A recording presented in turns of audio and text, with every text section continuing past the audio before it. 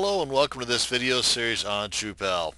Now, Drupal is a Dutch word which means drop, as in water droplet.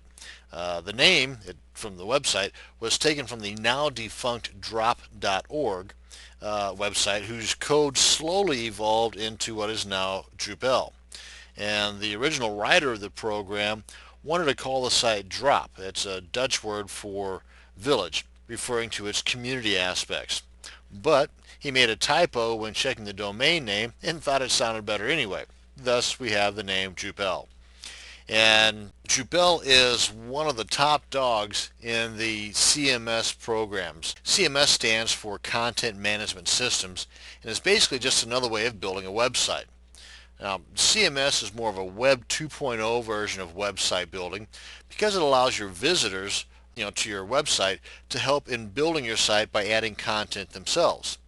And some examples of CMS are Joomla, WordPress, and of course Drupal.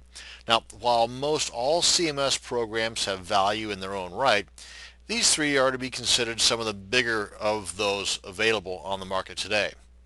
And of course, the three I mentioned are all open source, which means they're free, which makes them even better.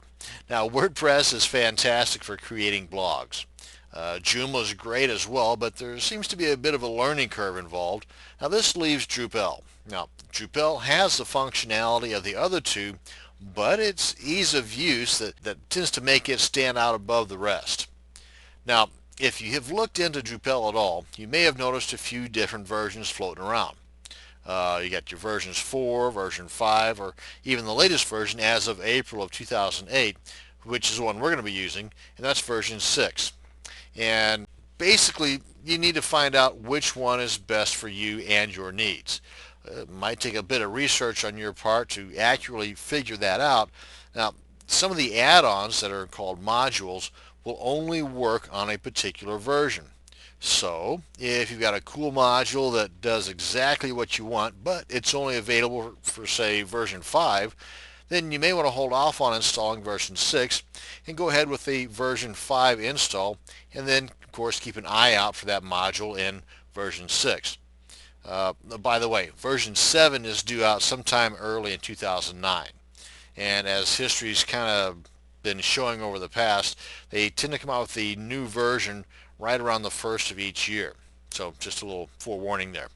Now, I found that several of the modules for version 5 have been fully integrated into version 6. So before you decide to stick with the older version, you may want to review some of the new additions to version 6. And we will be touching on a few of these in the first couple of videos in this series.